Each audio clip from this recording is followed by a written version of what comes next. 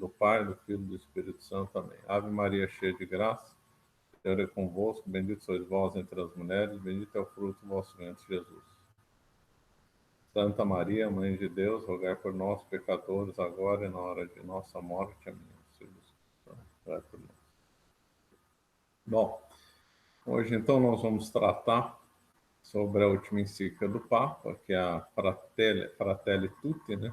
Todos irmãos, que é uma encíclica que remete a São Francisco de Assis. O próprio Papa coloca no introito que quem inspirou essa encíclica foi São Francisco de Assis. E lá na Laudato Si também tem como inspiração também a São Francisco de Assis.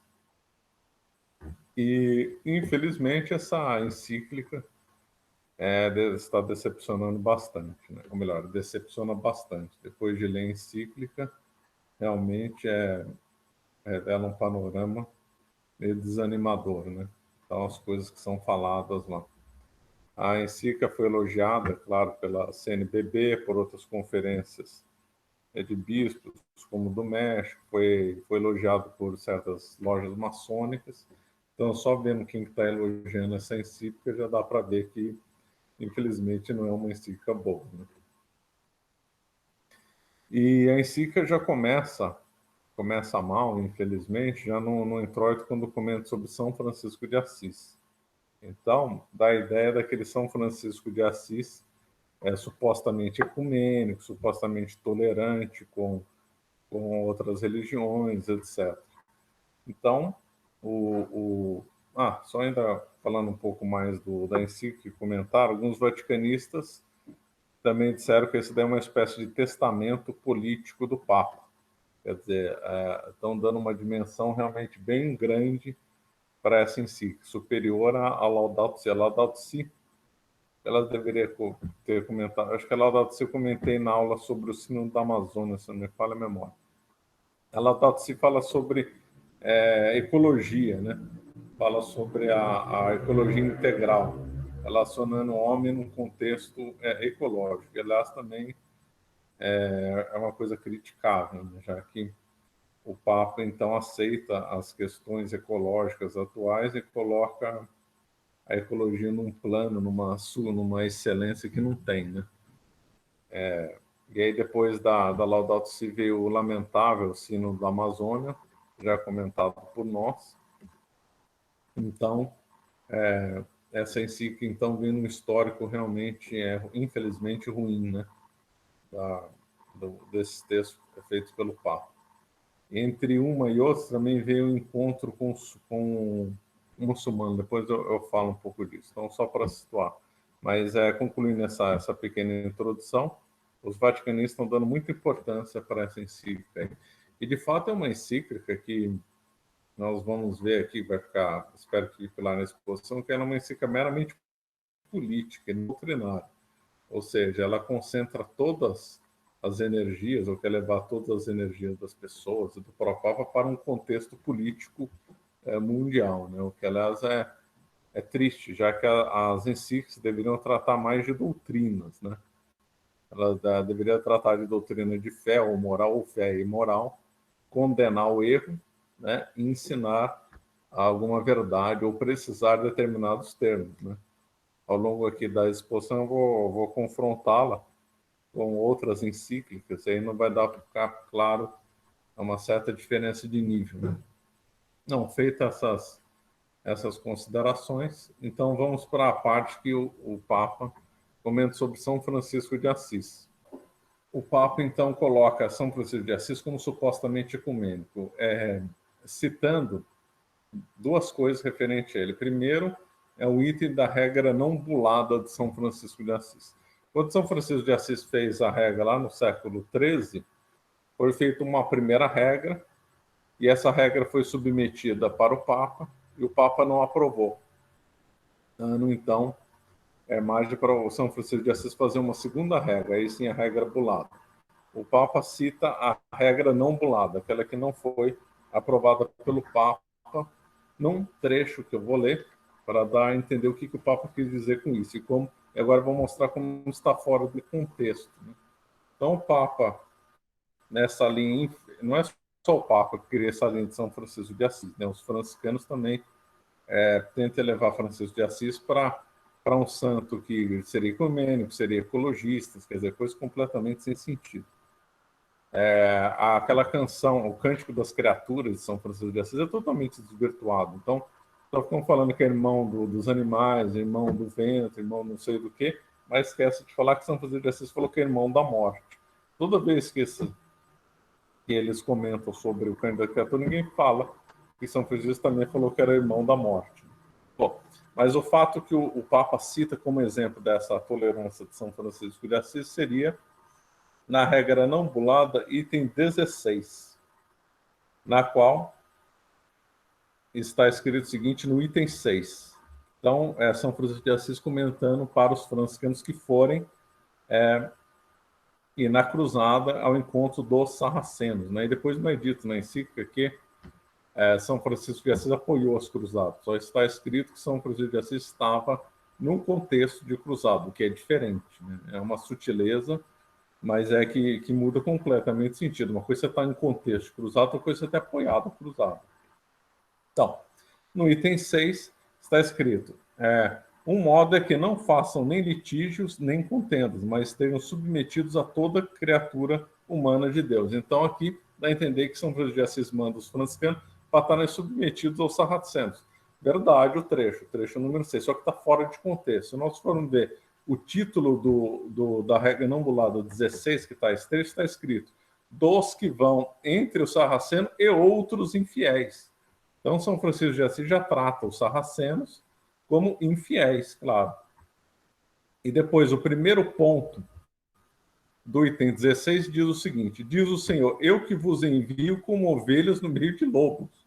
Quer dizer, então Francisco de Assis compara, então, o sarraceno e outros infiéis como lobos.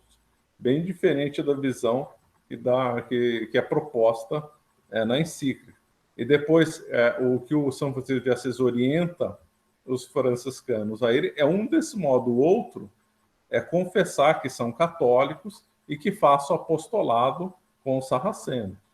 Então, já nesse ponto, a encíclica foi bem feliz ao desvirtuar e tirar de contexto o item 16 da regra não bulada, que na encíclica leva para um caminho, mas a regra não bulada 16 mostra o real São Francisco de Assis.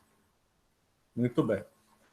Outro ponto que também turva um pouco a imagem de São Francisco de Assis é no famoso encontro dele com o sultão Malik al-Kamil do Egito. O São Francisco de Assis foi para o Egito e teve, então, encontrado com o sultão. Quem relata esse caso é São Boaventura.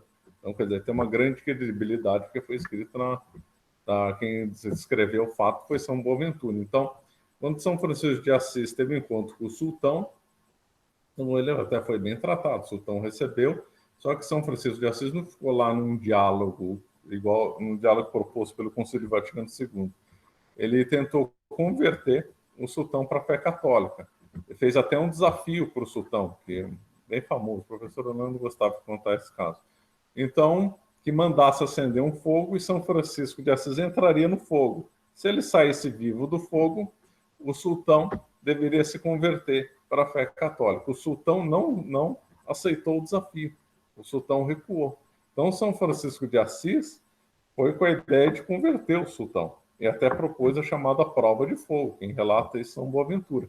Pois bem, na encíclica não está dito isso. Está dito que o encontro do sultão com São Francisco de Assis teria sido ecumênico, que é uma grande bobagem. Esse desvirtuamento do encontro do sultão com São Francisco de Assis já é feito pelos franciscanos já há um bom tempo, não é uma iniciativa do Papa. Então, a encíclica já começa muito mal, turvando as coisas de São Francisco de Assis. Muito bem. Antes de ir para o ponto que eu vou frisar bem da encíclica, algumas citações muito infelizes da encíclica. Uma que foi muito citada agora, que eu vou até rir, né? Porque chega numa encíclica citar um fulano desse, né? O Papa cita, então, o Vinícius de Moraes, quer dizer, ridículo. Cita no contexto seguinte, então cita um trecho do Vinícius de Moraes dizendo: a vida é a arte do encontro, embora haja tanto desencontro na vida. Isso daqui, na realidade, segundo uma pesquisa que eu fiz, é um samba de terreiro, feito por Vinícius de Moraes, né? Eu estou rindo, mas deveria chorar. Quer dizer, numa encíclica, citar um fulano como Vinícius de Moraes é de doer. Segundo um amigo meu que conhece um pouco desses bastidores aí do clero, disse que isso daí pode ser que tenha um dedo de um brasileiro nessa encíclica. Isso aí seria aquele chamariz, aquele indicativo na encíclica, dizendo, olha, eu participei da escrita da encíclica. Então, isso aí poderia ser um indicativo de um brasileiro que escreveu, ou ajudou, ou fez algum trecho da encíclica. Né? E também citou o Wim Wenders, né? Wim Wenders para quem não sabe, é um cineasta. Eu acho que eu nunca vi nenhum filme do Wim Wenders, mas duvido que esteja algum bom. E o Wim Wenders fez um filme sobre o Papa Francisco, né? E aí o Papa Francisco acaba citando o Wim Wenders, né? Também é outra citação infeliz. E mais uma citação infeliz foi a citação do Talmud, né? O Talmud, para quem não sabe, é o livro principal para o judaísmo, né? Os judeus, segundo as regras próprias do Talmud dos rabinos, têm que acreditar mais no Talmud do que na Bíblia. O Talmud é feito pela Mishnah e pela Guemará, quer dizer, elas são um conjunto de comentários e de comentários. O problema do Talmud, além de ser judaico, né, que não deveria caber, não deveria ir para uma citação encíclica, é que o Talmud é muito ofensivo contra os cristãos, contra Cristo também. E, ironicamente, o trecho que cita o Talmud é amarás o seu próximo. Quer dizer, no Talmud fala coisas ofensivas contra os cristãos, né? Quer dizer, é uma grande ironia. Né? Então, é lamentável essas citações. Aliás, a encíclica também é cheia de autorreferências, né? O que não é, aliás, muito elegante ficar citando, ficar se autocitando com outros eventos. Né? Então, mas tudo bem. Agora nós vamos então para o tema que eu vou colocar em destaque, que a encíclica, na impressão do Word, segundo a paginação, deu mais ou menos 100 páginas, ela é dividida em 8 capítulos. Mas para não ficar muito longo e ficar chato comentando um capítulo por capítulo, peguei alguns pontos para colocar em destaque. E o principal ponto de destaque que eu vou colocar é o item na qual o Papa Francisco elogia o trinômio revolucionário francês, que é liberdade, igualdade e fraternidade, que aí é absolutamente lamentável. Esse trinômio foi condenado por São Pio X na Notre Charge Apostolique, né? No qual o Papa condena os erros do Sion, uma encíclica que vale muito a pena ler. Ao ler essa encíclica do Papa Francisco, me veio à mente a encíclica de São Pio X. Eu acho que um grande remédio contra a Fratelli Tutti é justamente ler a Notre Charge Apostolique. A Notre Charge Apostolique dá chaves para entendimento, até bom, é uma encíclica de mais de 100 anos, pouco mais de 100 anos, né? O Papa São Pio X foi no começo do século XX, mas muitos dos erros condenados lá do Sion, condenados pelo Papa, são erros que estão em vigor hoje em dia. E São Pio X aclara boas questões lá. Então, é uma encíclica que vale muito a pena ler.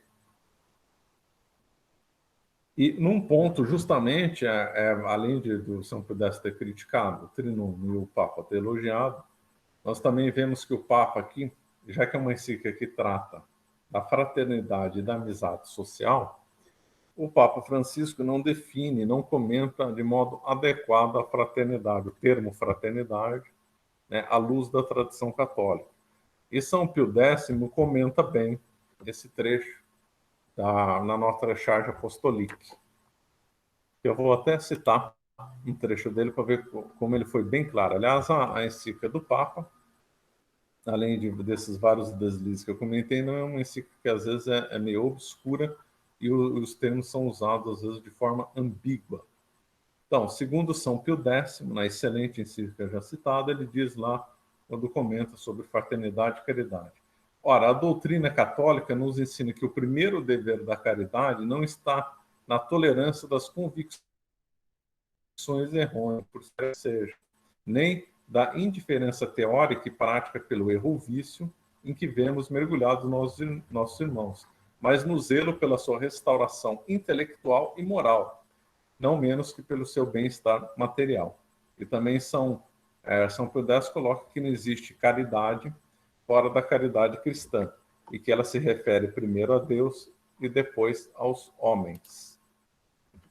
Esse texto lapidar de São Pio X, infelizmente, não foi lido, não foi aceito pelo Papa atual, porque o conceito de fraternidade que se depreende da encíclica que eu estou comentando, a Fratelli Tutti, revela uma mera fraternidade material, uma fraternidade do encontro, uma fraternidade do diálogo, na qual você tem que tolerar os erros das pessoas e caminhar para um destino comum. Então, em nenhum momento da encíclica, a Fratelli Tutti comenta que tem que ajudar as pessoas no sentido de livrá-las do erro, de fazer apostolado, de ensinar os outros, de batizar, não fala em salvação das almas. Não fala nada disso, só fala em conceitos mais materialistas e mais naturalistas. E que a fraternidade seria o tolerar no outro certas diferenças, mas não é para convencê-lo da verdade, nada. Aliás, termo defender a verdade e condenação do erro não aparece na encíclica. Então, a visão de fraternidade que o Papa defende, nessa infelizmente, é mais próxima das lojas maçônicas do que da doutrina católica. Muito bem. Outro ponto é liberdade, também muito usada pelo Papa na encíclica. Ora, quando se usa um termo, é melhor defini-lo, para saber em que sentido que se está usando, para não dar dubiedade. A palavra liberdade é uma palavra hoje prostituída e que está sendo usada à torta direita sem definição, mais ou menos como amor também se usa e não se define o que é. Tem uma encíclica magnânime sobre liberdade, que é Libertas Prestantissimo, de Leão XIII. O que eu saiba, é o melhor tratado de ensinamento sobre liberdade que existe. E vale muito a pena ler também essa encíclica, também para confrontar com essa atual que eu estou comentando. Aliás, essa encíclica do Papa Francisco me fez um grande bem para mim, porque eu acabei relendo essas encíclicas que eu estou citando, de Leão XIII, de Gregório XVI, de Pio IX, de Pio XI, de Pio XII, e aí me fez muito bem para mim.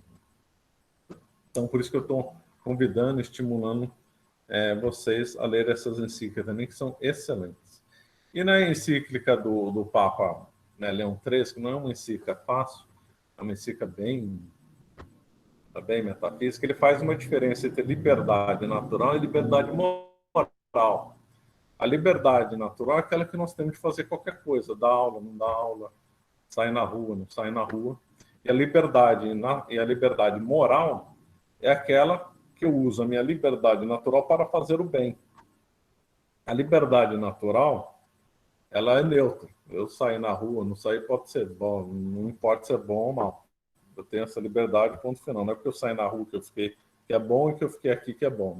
Ela é neutra.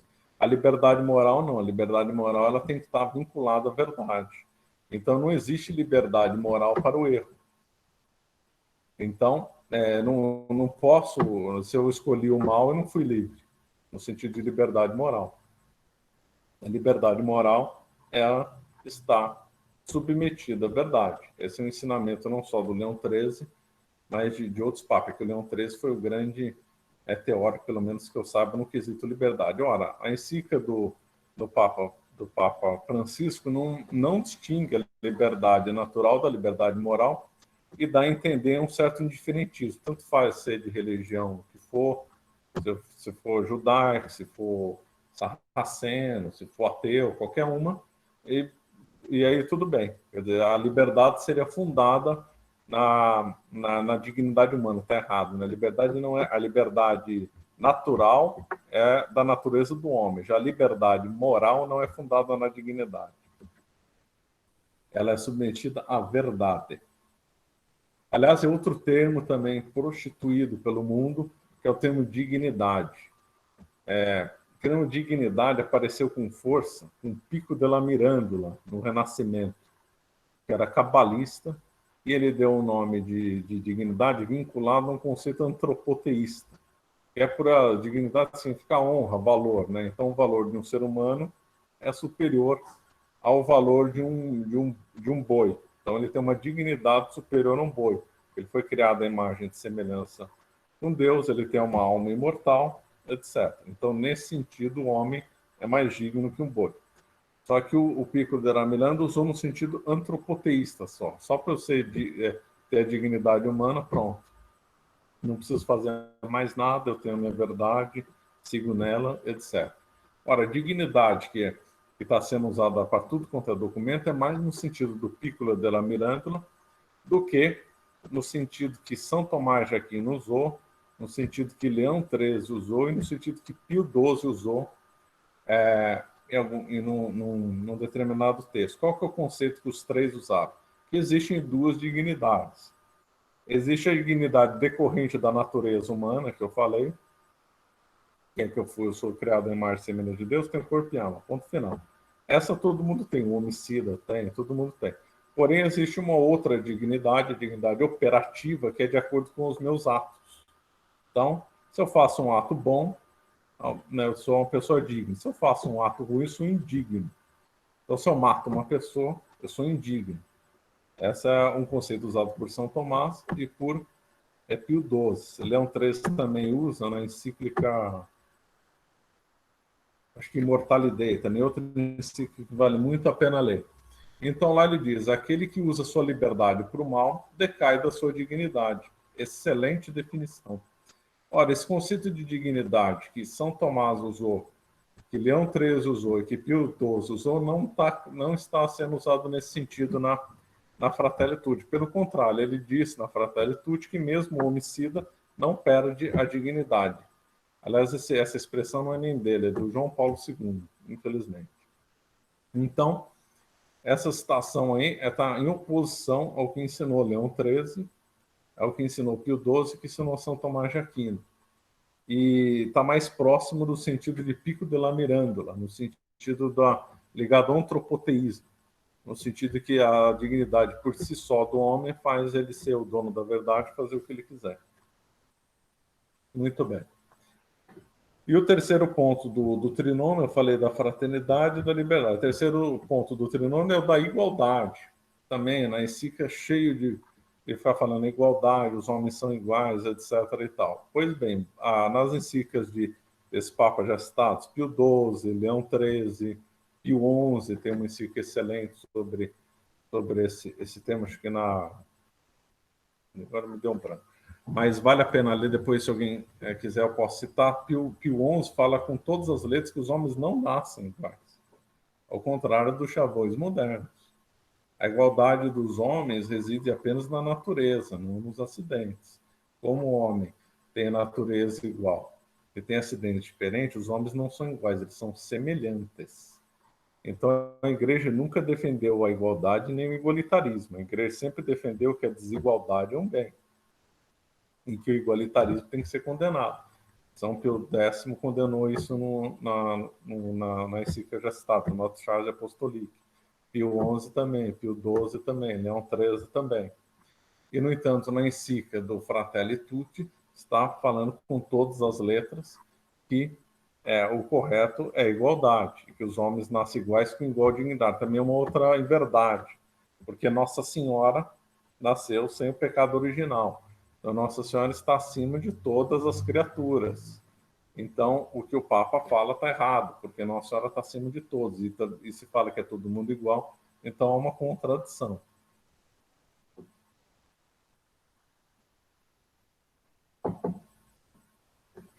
Nesse trinômio aqui, que eu acabei de comentar rapidamente, eu acho que é o principal ponto negativo da encíclica. Quando elogiou esse trinômio da Revolução, realmente, aí deu para ver que a encíclica está com esses erros, e que a encíclica está de acordo com o mundo, está de acordo com os ideais da Revolução Francesa, está de acordo com os ideais maçônicos. Pois bem, aí outros pontos, esse aqui eu achei o ponto principal, né? Outros pontos errados também. Esse ponto, na realidade, talvez o pior não vai ser o que eu vou deixar por último, mas esse daqui com uma alma dele a mais. Quando é o outro, vai ser consequência desse. Bom, o Papa critica o populismo e o neoliberalismo. Bom, tá bom. Criticou o populismo, tem que criticar mesmo, porque o populismo é uma demagogia que os políticos usam para enganar o povo e se servir deles para fins perversos, como fez, por exemplo, o PT e faz boa parte dos governantes no mundo. Pois bem, criticou o neoliberalismo. O liberalismo é uma doutrina condenada pela igreja. Muito bem. Só que não condenou o socialismo. O Papa também condena o Holocausto, tá certo. O Holocausto foi um dos maiores crimes da história, verdade. Condenou as bombas nucleares jogadas em Hiroshima e Nagasaki, verdade. Foi um grande abuso. Mas não condenou o socialismo. Por que não condenou o socialismo? O socialismo é mais criminoso que tudo isso junto. Foi a doutrina ideológica que mais perseguiu a igreja e que mais matou pessoas no mundo inteiro. E como é que o Papa, que condena essas doutrinas, não condena o socialismo? Porque a encíclica, na realidade, ela tem uma linguagem muito parecida com a linguagem da teologia da libertação, uma linguagem muito Concílio Vaticano II, uma linguagem muito dessa linha, né? Muito dessa linha. A encíclica fala muito de opressores, de inclusão social, de igualdade, esses termos, né? E talvez, e dentro do atual conjuntura, que o Papa está negociando uma paz com a China, então talvez não ficaria bem do ponto de vista político condenar o socialismo, né? O que, aliás, é lamentável abrir mão da boa doutrina para fomentar a política. Toda essa Fratelli Tutti, ela visa uma ação política, ela não visa uma doutrina, que eu estou frisando pela segunda vez, porque é um ponto importante, que, aliás, é lamentável. É uma boa doutrina que vai gerar uma boa política. Uma má doutrina nunca vai gerar uma boa política. Então, ponto realmente lamentável. E essa em si que eu esqueci de falar, aliás, lá no começo, foi um erro meu, essa em si que também é em consequência do encontro que o Papa, né, o Papa Francisco, teve com o grande imã Ahmed Al-Taib. Esse grande imã do Egito, ele é sunita, e também ele é reitor da principal universidade do Egito, que é a Universidade do Cairo. O imã é um líder religioso, é aquele imã, historicamente, é aquele que é o que faz que dirige as orações na mesquita, né? Então, ele é o grande figurão muçulmano do Egito. E o Papa teve encontro com ele em 2019, ano passado, em Dubai, na qual eles fizeram uma declaração desse encontro. E, aliás, uma oração final que eu vou ler no final da aula, completamente absurdo. Então, essa em si também é consequência do encontro que ele teve com esse imã. Só que o curioso é que o Papa fala muito de tolerância, o Papa fala contra a pena de morte, eu já vou comentar. Esse imã não parece ser assim tão tolerante, que ele já defendeu a pena de morte para quem abandona o Islã. Então, quer dizer, chega a ser meio contraditório o Papa que está pregando a tolerância e contra a pena de morte, e o imã sendo a favor disso. O imã já defendeu que os os maridos têm o direito de bater nas suas próprias mulheres. É verdade que depois, sob pressão, ele recuou um pouco, só não recuou totalmente. Então, sou estranho essa aliança com o grande imã, né? Para não dizer lamentável. Bom, no Papa também tem dois pontos que ele discorre longamente. Ah, não, esqueci de comentar um aqui. O Papa, o centro da encíclica é sobre a parábola do bom samaritano. Nada contra a parábola do bom samaritano, obviamente. O problema é que o Papa dá uma conotação naturalista para a passagem do bom samaritano. Quem ele é? A encíclica, no teor do bom samaritano, dá uma impressão que o evangelho teria uma lição meramente naturalista, de ajudar materialmente os outros, de ser tolerante, de não importar com as divergências, não importar com as diferenças, etc. E tal. Eu não vou comentar muito desse aqui, que eu acho que vai ficar muito cansativo. Quem quiser interesse em ver, acho que vai ser autoexplicativo e vai dar para perceber a função naturalista que o Papa deu na passagem do bom samaritano. Pois bem. E aqui o principal ponto, pelo menos que eu vi que alguns estão criticando muito, e aliás chega a ser absolutamente explícito, é o último capítulo da encíclica, e é expressamente o Tito expressamente diz o seguinte: as religiões ao serviço da fraternidade no mundo. É verdade, eu não li errado. O último capítulo da encíclica está dizendo isso. Quer dizer, então, essa Igreja Católica, misturada com as outras, está ao serviço da fraternidade no mundo, acreditem ou não. Então, é isso que o Papa dá a ideia. O Papa, com todas as leis, está dizendo isso, que a Igreja Católica está a serviço, então, de uma fraternidade universal, também é outra expressão usada. Esse termo, fraternidade universal, está no Concílio Vaticano II, não lembrei qual texto, mas está lá no Concílio Vaticano II. Esse Fraternidade Universal é um chavão maçônico, tem lojas maçônicas com esse nome, Fraternidade Universal. E o Papa, então, diz que a Igreja Católica tem que servir a isso. É gravíssimo, né? Então, significa que o Papa está de acordo com a nova ordem mundial. O que é a nova ordem mundial? A nova ordem mundial, embora possa ter outras definições, outros entendimentos, significa estabelecer um mundo novo, com novos princípios, com princípios ecumênicos, princípios socializantes, com uma só diretriz mundial. Com os dizeres dessa encíclica, parece que o Papa está bem sintonizado com essa nova ordem mundial. Parece uma sintonia perfeita, até que as lojas maçônicas elogiaram muito essa encíclica, né? Que é lamentável. A Igreja Católica não está a serviço disso. A religião católica, ela se refere a Deus, não aos homens, né? Para religar, né? Vem o sentido de São Tomás que explica isso. Então, o primeiro sentido da religião é para Deus, não é para os homens. Então, a encíclica, lamentavelmente, foge muito de São Tomás em vários pontos dessa daí também. São Tomás é citado 2 ou 3 vezes em alguns pontos, mas onde ele deveria ter citado principalmente não foi. Pois bem, e aí com essa visão ecumênica, com essa visão tolerante, é muito usada a palavra diálogo, a palavra encontro, a palavra tolerância, a palavra o outro, a pessoa só se realiza no outro, aí já começam sentidos estranhos, né? A palavra, o diálogo no Concílio Vaticano II, muito usado pelo Papa Francisco, também é a palavra encontro, que é curiosíssimo, né? Porque o que é um encontro? Encontro normalmente se usa em 2 sentidos, né? Encontrei uma pessoa na rua, eu vi, ou tal, ou esse encontro acabou favorecendo uma conversa, ou então pode ser usado no eu encontrei a solução de um problema matemático e tal.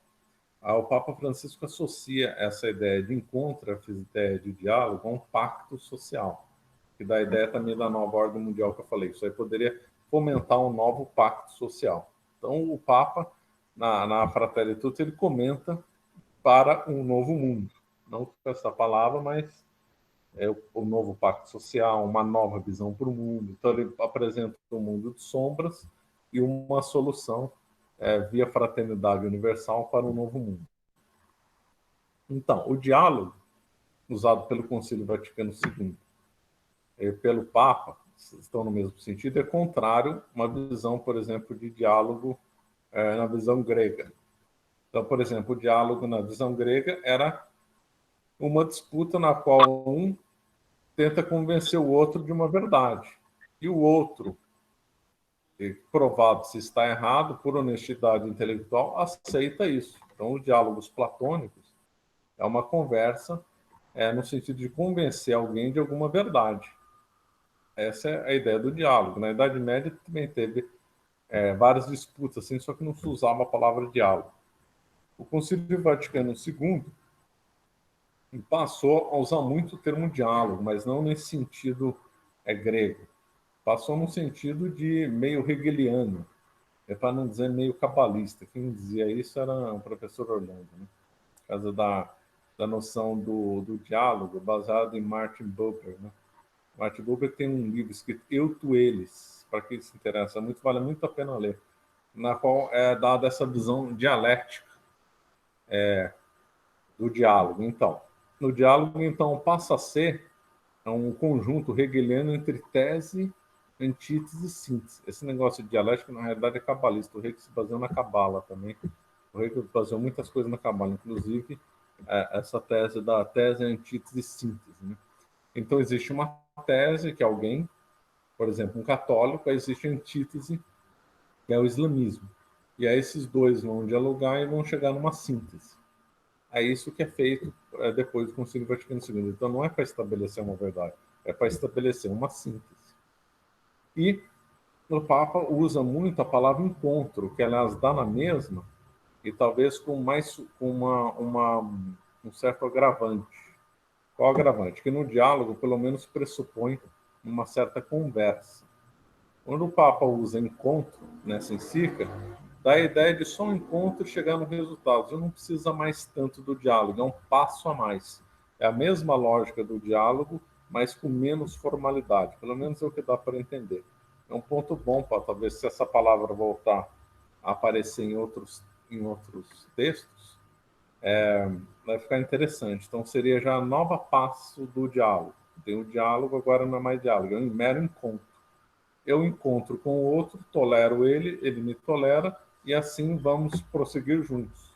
Não deixa de ser tese, antítese, síntese, mas já não precisa nem mais do diálogo. O diálogo já não é tão mais necessário. Embora ele use diálogo, poderia me contar, mas ele usou diálogo, é um diálogo. Mas o fato da palavra encontro ter sido usado tanto, e o sentido da palavra encontro não significar relacionamento profundo, nem estabelecer verdade, nada, dá a impressão de uma nova etapa nessa sequência. É claro, se alguém pensar diferente nesse ponto, estou aberta a discutir, mas eu achei bem interessante essa colocação do encontro entre o nós e o eles. Ainda é na lógica buberiana, mas já é uma lógica mais fácil, já é um degrau a mais, uma facilidade a mais para a fraternidade universal. Se esse ponto não ficou claro, podem fazer pergunta depois no final e outros pontos também, claro. Bom, feito esses... outro ponto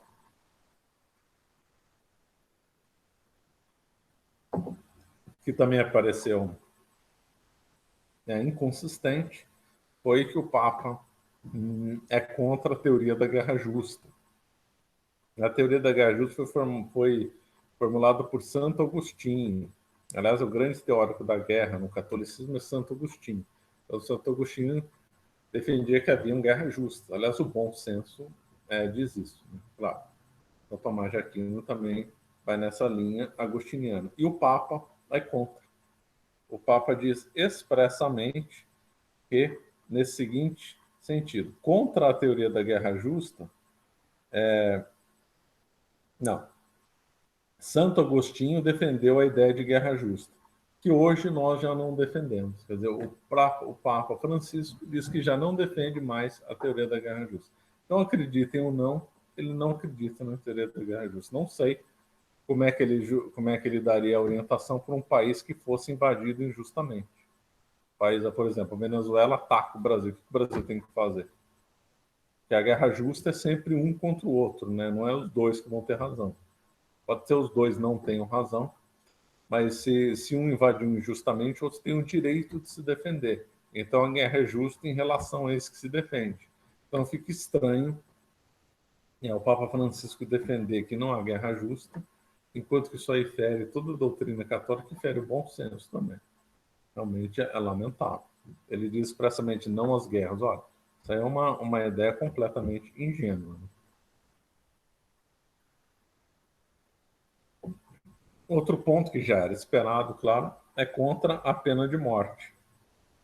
Então, o Papa já tinha se declarado contra a pena de morte, reitera a proibição com argumentos fracos, né?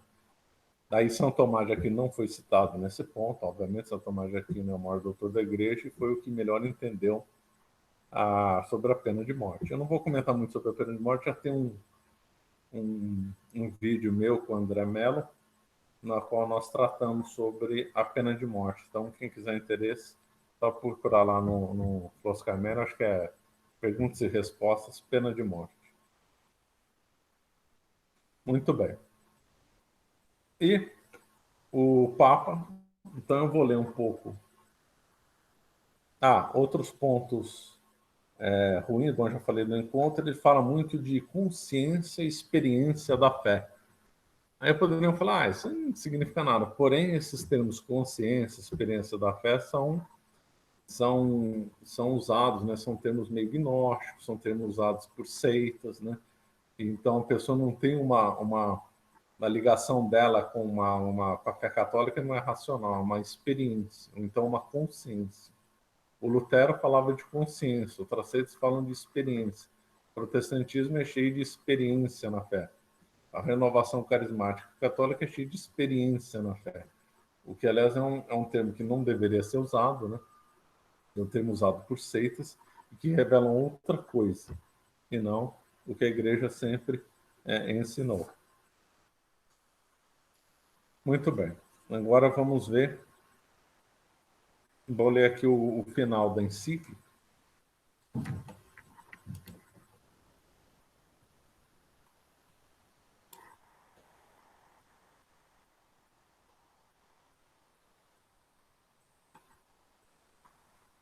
Na final da encíclica, o Papa fez uma oração junto com o tal imã do Egito, dizendo o seguinte: Senhor e Pai da humanidade, que criaste todos os seres humanos com a mesma dignidade.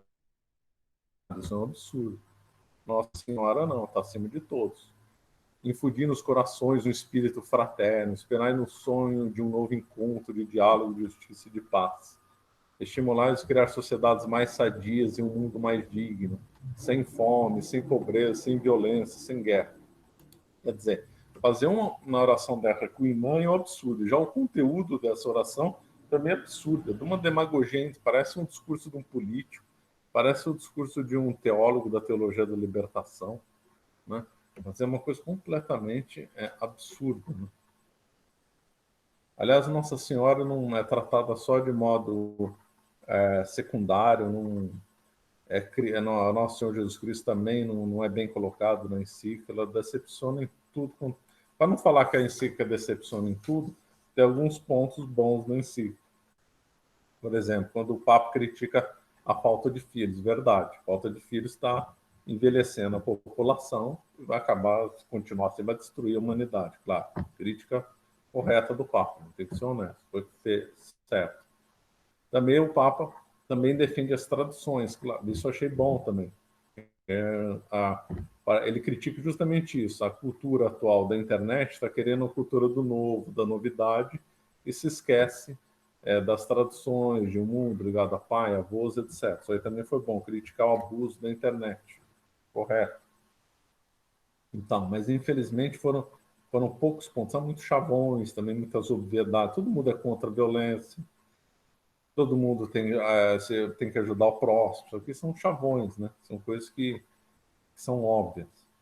Então, na questão do liberalismo, que também está tendo muita polêmica, é que eu pretendo gravar uma aula sobre história da economia, então vou abordar isso aqui.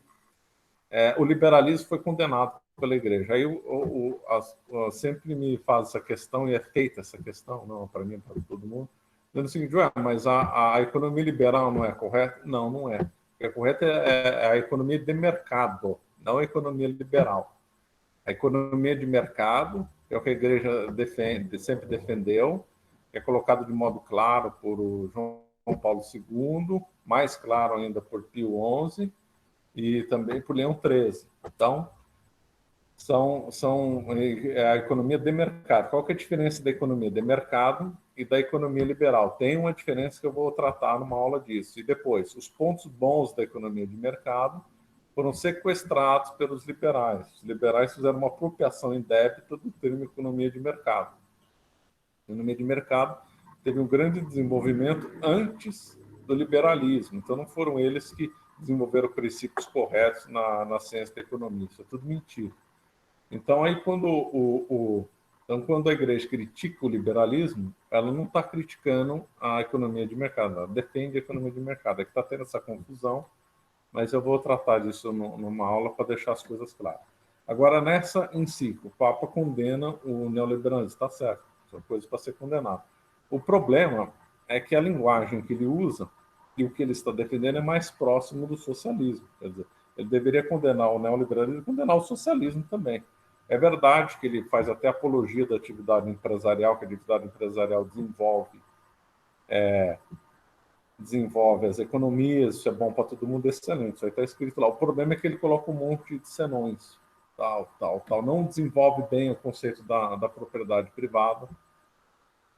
O conceito da propriedade privada foi bem desenvolvido por Leão XIII, na encíclica Rerum Novarum, também vale muito a pena ler.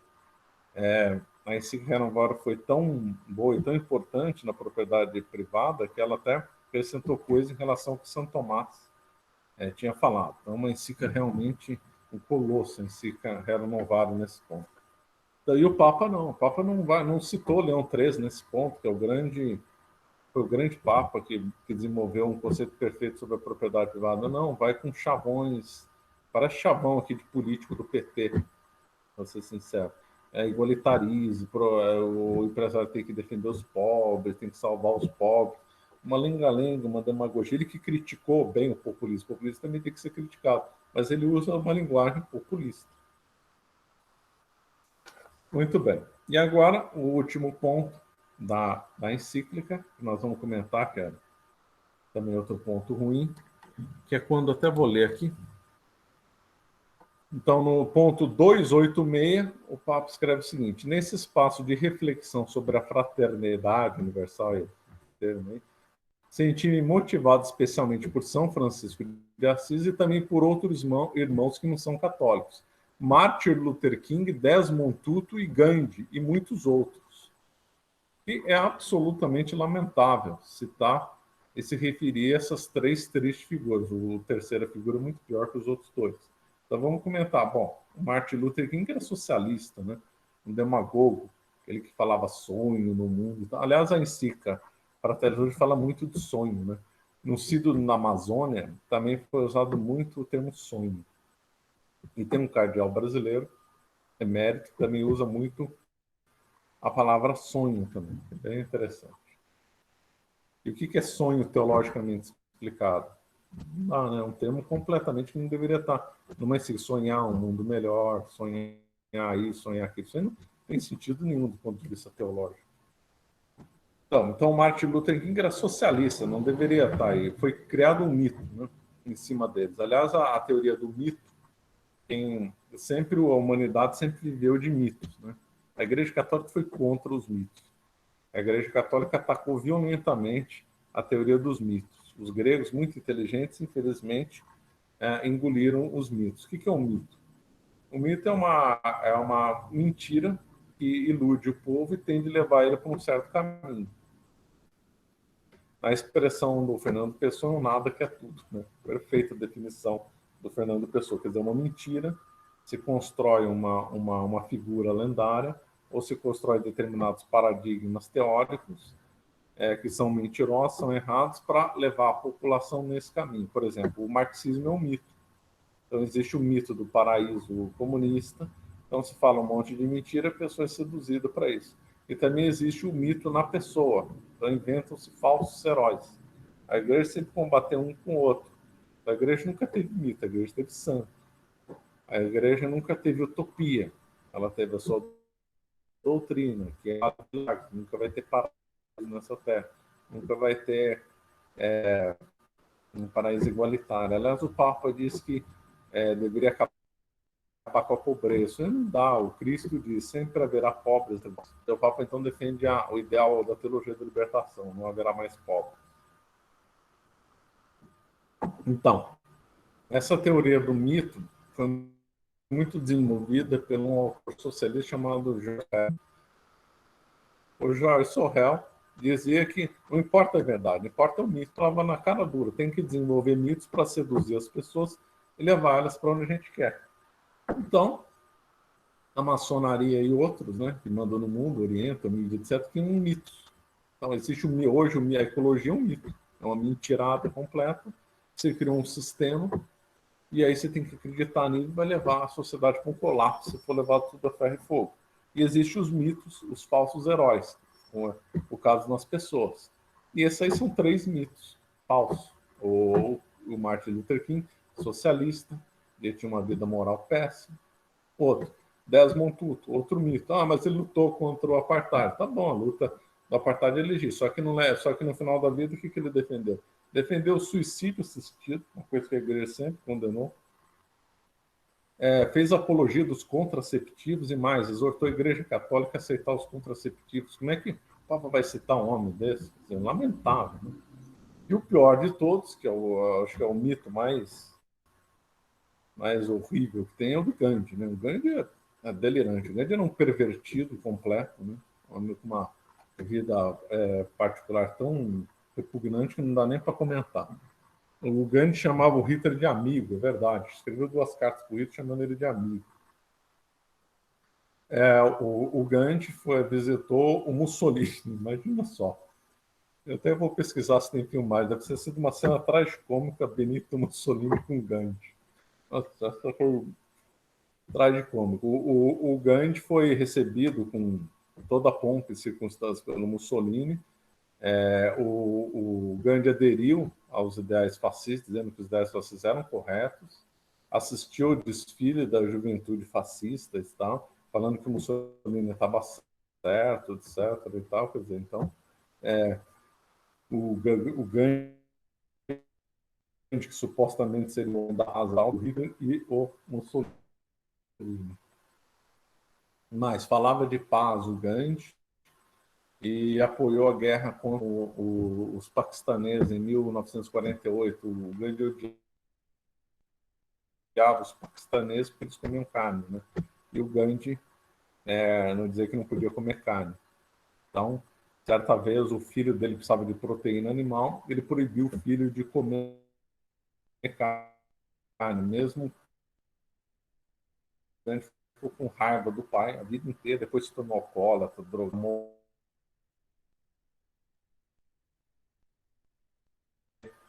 proteína animal. O Gandhi também era contra remédio, então a esposa dele, uma vez ficou doente, o Gandhi proibiu que se desse remédio para ela, ela passou mal, quase morreu por causa disso. Então, na realidade, o Gandhi está mais com um processo, um homem completamente pervertido, com ideias péssimas, um demagogo de mão cheia. Na juventude, ele morou na África do Sul e defendeu o racismo explicitamente, quando ele defendeu os direitos dos indianos na África do Sul, mas ele defendeu os direitos dos indianos, não dos negros, né? Ele era contra os negros, achava que os indianos em inglês eram superiores aos negros. Né? Todos os textos do Gandhi estão disponíveis online. Então, quem quiser ver, o Gandhi falou muita besteira, escreveu muita besteira, tá tudo de modo claríssimo. Né? E o Martin Luther King, agora lembrando, Martin Luther King tem uma pessoa que fez o início dele, se não me engano, foi um judeu, esqueci o nome dele, o judeu forjou a biografia do Martin Luther King, mudou tudo e acabou divulgando essa visão. Lembrando que esses movimentos negros nos Estados Unidos, movimentos de liberdade, mesmo os Black Panthers, tinham forte ligação com os judeus. Né? Só para dar uma ideia de como é que se constrói um mito. Bom, muito bem. Então, concluindo, então, estamos chegando aqui. Analisar em si não é muito fácil. Fica assim uma aula muito chata, porque teria que ler trecho comentando. Então, eu não fui por esse caminho. Preferi fazer uma coisa mais abreviada e comentar esses pontos. O pior ponto é o da defender o trinômio da Revolução Francesa.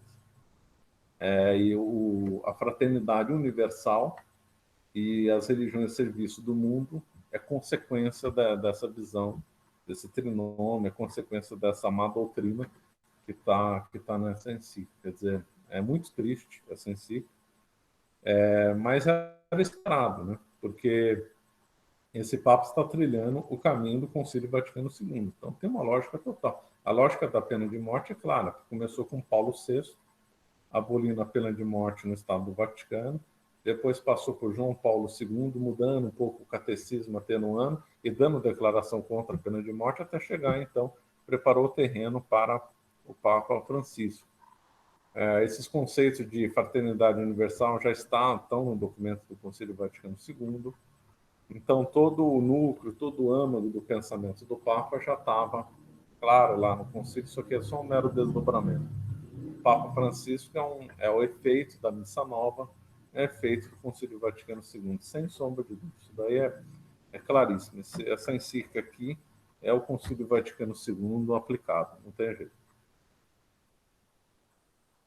Agora eu vou terminar, então, deixando uma advertência, que eu não sou saidovacantista, reconheço a autoridade do Papa. O Papa reinante é o Papa Francisco. Só que não é porque ele é o Papa reinante, não é porque nós reconhecemos a autoridade dele, que nós temos que aceitar tudo. E aí nós fundamos essa posição numa coisa que o professor Orlando sempre ensinava, citando São Roberto Bellarmino. Se um Papa vier me atacar, uma faca, uma válvula, o que for, eu tenho direito de me defender. Se eu tenho direito de defender o meu corpo contra uma investida do Papa, eu também posso defender a minha alma. Então, uma encíclica é um ensinamento. A encíclica tem um poder enorme, que é a maior autoridade que tem o Papa. É uma encíclica que vai ser lida por bispos, padres, que vão poder aplicar em todos os cantos do mundo. E não deixa de ser um bombardeio de certas doutrinas. Então, é um ataque violento. Uma encíclica boa faz um grande bem, uma encíclica ruim faz um grande mal. Então, nós temos, assim como nós temos direito de defender nosso corpo, nós temos direito de defender nossa alma. Então, o que eu estou fazendo aqui é uma legítima defesa, ponto final. Não estou contestando a autoridade, não sou sede vacantista. Quem vai julgar esse Papa ou é Deus ou é outro Papa. Nesse mundo, a única autoridade para julgar um Papa é outro Papa. Bom, eu não sou. É só nesse o valor dessa minha aula, o direito dessa aula me funda no que São Roberto Bellarmino disse, que é a legítima defesa, só nesse ponto. E eu me baseei em encíclicas de Leão XIII, encíclicas de São Pio X, encíclicas de Pio XI, que eu convido todos a lerem. Vale muito a pena ler essas encíclicas, e aí vai ficar bem claro os equívocos e deslizes, né, da Fratelli. Então, que acho que não tenho, só vou dar um repasse, mas eu acho que os pontos que eu queria abordar foram esses. Tudo que eu já tinha que falar. Tá. Ok, não tem mais nada. Não. Então, vamos rezar. Agradeço aí a presença de todos. E vamos rezar bastante pelo Papa. Em nome do Pai, do Filho e do Espírito Santo. Amém. Maria, cheia de graça, o Senhor é convosco. Bendito sois vós entre as mulheres. Bendito é o fruto do vosso ventre, Jesus. Santa Maria, Mãe de Deus, rogai por nós, pecadores, agora e na hora de nossa morte. Amém. Filhos cristãos. Em nome do Pai, do Filho